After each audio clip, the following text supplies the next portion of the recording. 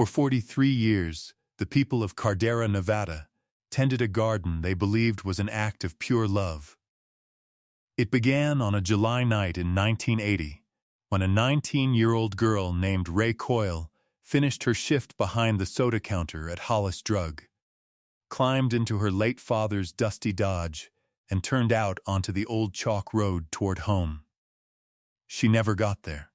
At dawn, the Dodge was found stopped crooked on the shoulder, driver's door hanging open, one of her sandals lying in the dirt a few feet away.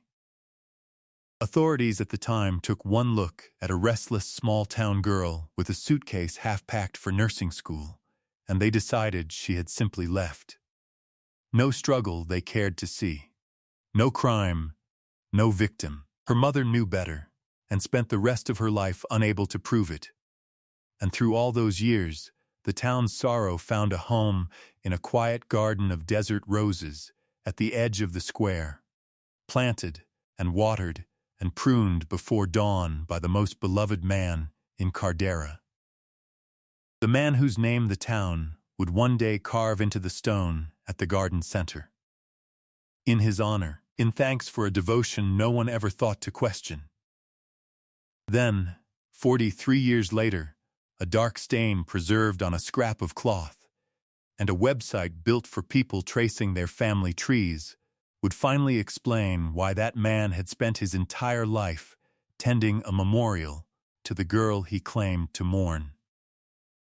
But before we get to the garden, and to the name on that stone, we have to go back to the summer of 1980. Because to understand what Cardera lost, you first have to understand who Ray Coyle was.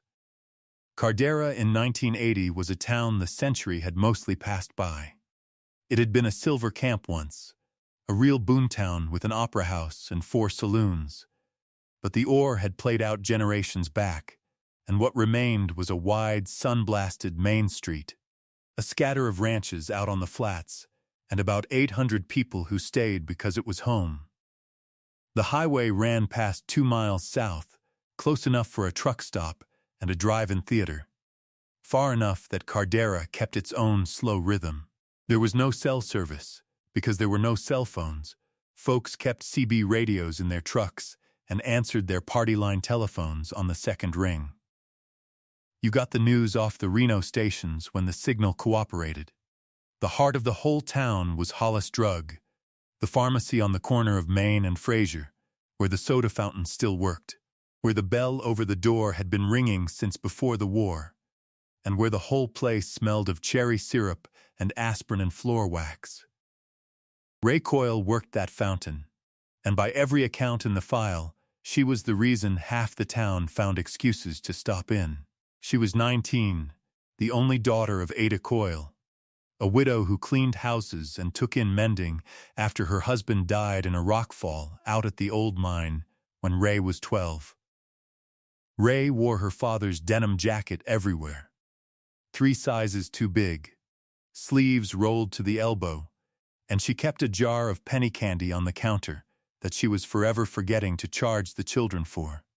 Records and later interviews describe a girl who drove the older folks home when their eyes were too bad for night roads, who knew every regular's order before they sat down, who hummed along to the radio without noticing she was doing it.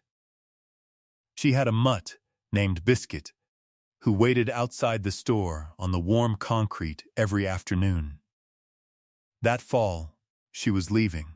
She had been accepted into the nursing program in Reno, the first in her family to go past high school, and the plan, the dream she talked about to anyone who'd listen, was to become a nurse and then come home and work the county clinic, so that nobody in Cardera would ever have to drive 2 hours for care again.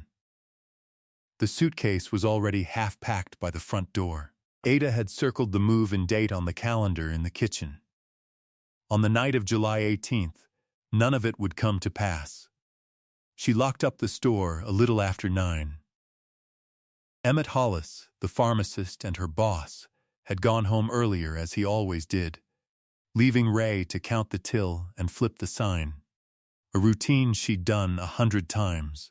A neighbor named Cliff Deaton saw the Dodge pull out onto Chalk Road at about 9:10 and lifted a hand. Ray waved back through the open window. That is the last confirmed sighting of Ray Coyle alive. Home was 6 miles out.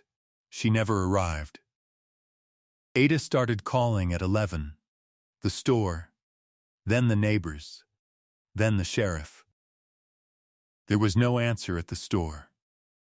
By first light, a ranch hand named C. Ordóñez, driving in to start the day, found the Dodge angled on the shoulder of Chalk Road where the pavement gave out to gravel.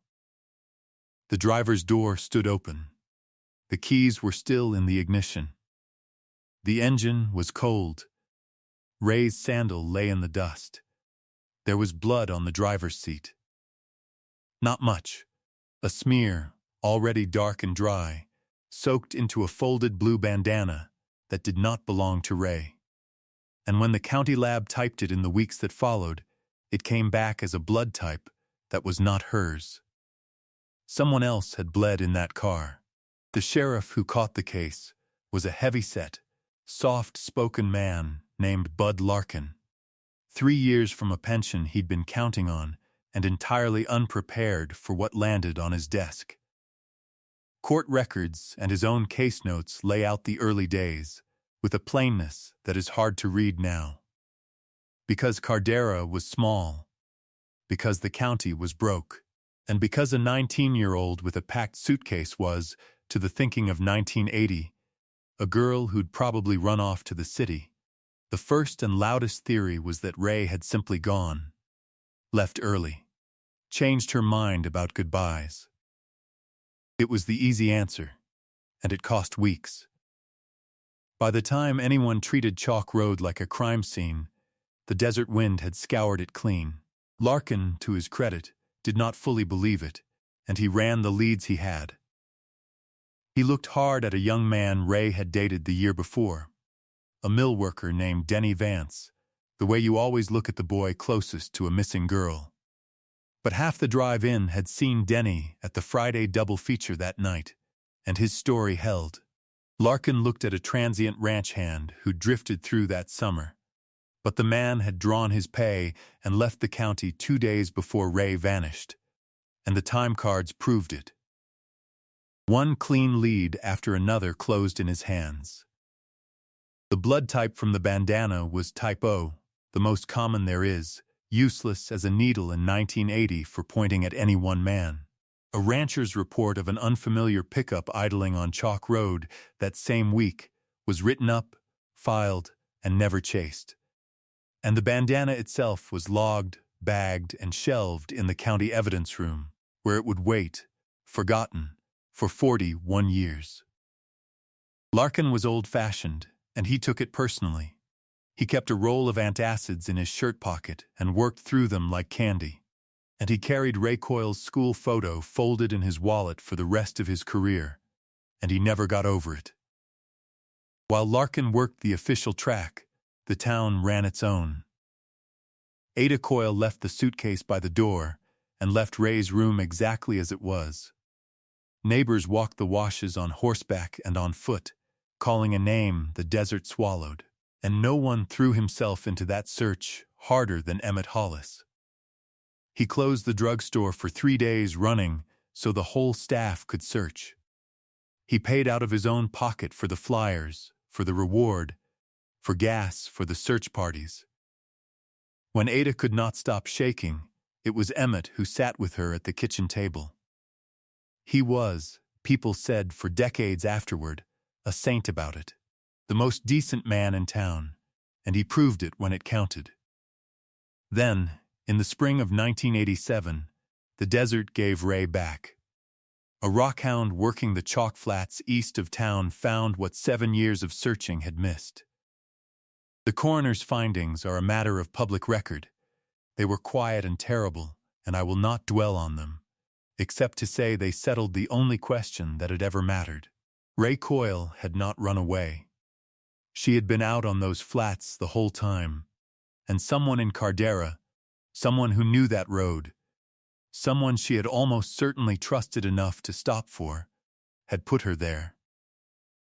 Cardera finally buried Ray that summer, beside her father. And then the case went cold, and stayed that way for a very long time. By 1990, 10 years gone, the drugstore soda fountain had been torn out for a photo counter, and most people had stopped saying Ray's name out loud, though nobody ever forgot it. By 2000, Ada Coyle had gray hair and a bad hip, and a room down the hall she still could not bring herself to change. By 2010, 30 years on, the children who'd bought penny candy from Ray were sending their own children to a school that had a scholarship in her name, because Emmett Hollis had seen to that. In the years after the funeral, Emmett had founded the Ray Coyle Memorial Fund, which sent one local girl to nursing school every single year. He had planted a rose garden at the edge of the town square, desert roses that had no business surviving that heat, and somehow did, because he was out there every dawn with a watering can, tending them by hand. He spoke at every anniversary. He became, over 3 decades, the moral center of the whole town, the living proof that Cardera loved its lost daughter and would never let her go. In 2005, on the 25th anniversary, the town council voted to dedicate the garden formally. They set a granite stone at its center. And because Emmett Hollis had become inseparable from that place, from that grief, from that goodness, the words they chose to carve were not only for Ray. They read, in honor of Emmett Hollis, whose faithfulness kept her memory alive. The whole town turned out. Ada Coyle held his hand and wept and thanked him. Sheriff Bud Larkin retired in 1998 without ever closing the case, and he died in 2016 with Ray's photo still in his wallet, and his old files went into a box in the department basement. Every case we bring you on this channel takes weeks of reading records, checking timelines, and trying to give an honest accounting of a life that was stolen. If you want us to keep doing this work the way it deserves to be done, take a moment to like this video, subscribe, and tell us in the comments where in the world you're watching from tonight. It matters more than you know. Now, let's get back to Ray. The case had been cold for 41 years when a detective in the county's brand new cold case unit pulled a cardboard box off a basement shelf and found a scrap of blue cloth that the whole world had forgotten. Her name was Lena Ortiz, and she had grown up 2 counties over, young enough that she knew the Coyle case only as a name on an old file and a stone in a garden she'd once driven past.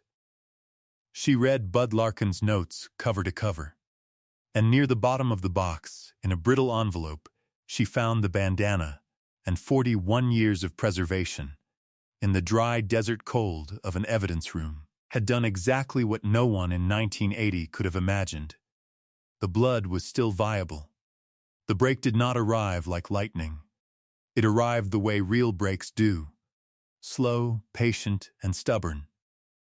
Ortiz sent the bandana to a private forensics lab that specialized in old, degraded samples, and after months of work, a technician recovered a full DNA profile of the man who had bled into Ray Coyle's car. It matched no one in any criminal database. In 1980, that would have been a dead end. In 2022, it was a door. The lab uploaded the unknown profile to a public genealogy database, the same kind of website where ordinary people send in a swab to find long-lost cousins, and instead of asking, "Who is this man?" they asked, "Who is he related to?" A genetic genealogist named Dana Whitfield took the profile and began building a family tree outward from a handful of distant relatives who had chosen to make their DNA searchable. It took her the better part of a year, tracing marriages and births backward through the decades, thinning thousands of possibilities down to hundreds, then dozens, then one old family with roots sunk deep in a single Nevada mining town. And then the tree came down to one living man. Dana Whitfield read the name off her screen. She read it again.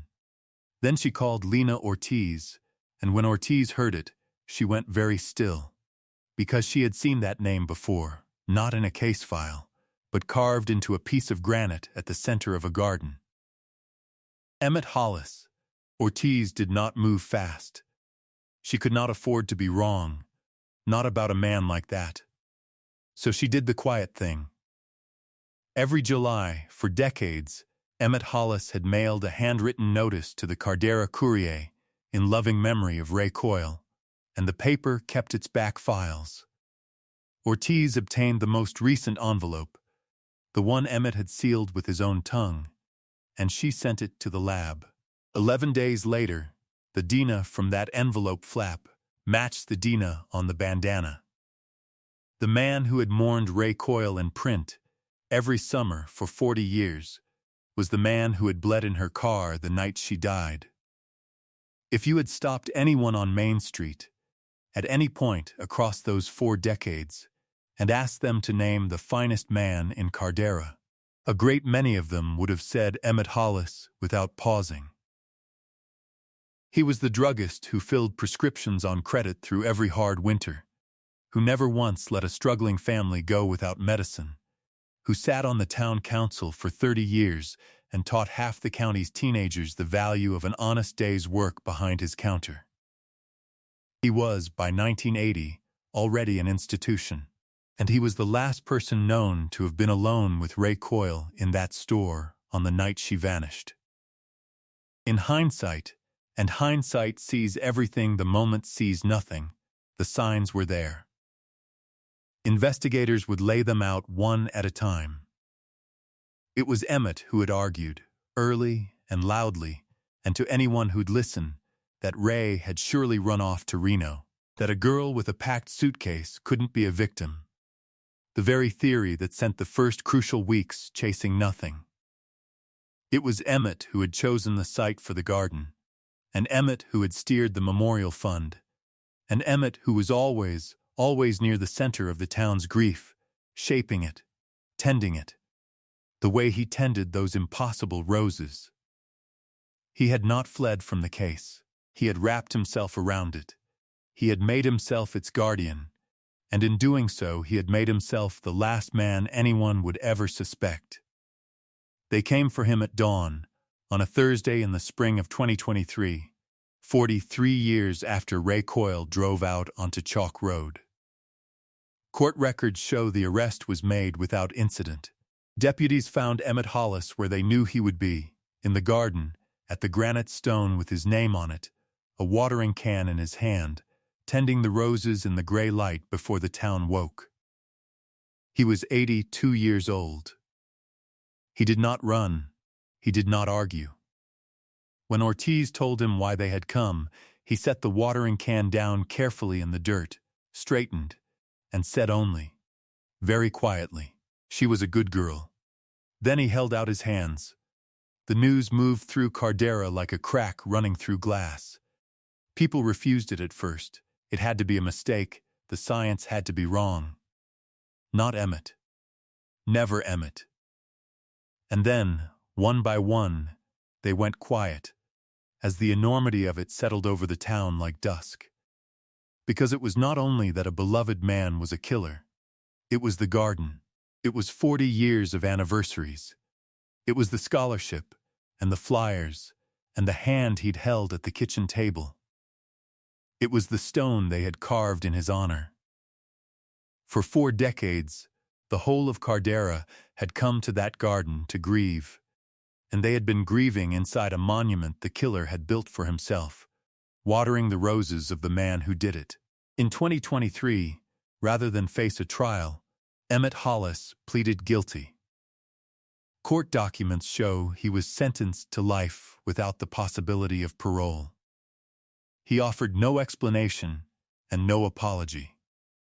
Whatever happened on Chalk Road that July night went to prison with him, and by every indication it will stay there. It is its own kind of life sentence for the people he left tending his roses. But I don't want to leave you at the door of a prison or at a stone with the wrong name on it. I want to leave you back behind that soda counter in the summer of 1980, where Ray Coyle belongs. She was 19 years old. She wore her dead father's denim jacket with the sleeves rolled up, and she kept a jar of penny candy she was always forgetting to charge for. And she drove old men home when their eyes failed them in the dark. She hummed to the radio without knowing it. She had been accepted to nursing school in Reno, the first in her family to go. And she was going to come home a nurse so that no one in Cardera would ever have to drive 2 hours to be cared for. The suitcase was already packed by the door. Ada Coyle waited 39 years for an answer and never got to hear it. She died in 2019, 2 years before Lena Ortiz ever opened that box. There is a particular grief in that. A mother who kept a room and a suitcase and a hope for 4 decades and missed the truth by 2 years. But the town Ray grew up in did not let the story end at the prison gate. When it was over, the council voted again. They lifted the granite stone, and they cut Emmett Hollis's name away from it, and they set it back down with only Ray's name upon it, the Ray Coyle Memorial Garden. The scholarship still sends a Cardera girl to nursing school every year, and the roses are tended now, at dawn, by a woman who came up on that very scholarship, who works as a nurse at the county clinic Ray dreamed of, and who never met her. Justice is a slow and imperfect thing, and sometimes it arrives so late it can seem almost like a cruelty. But I keep returning to one fact in this case, and I can't let go of it.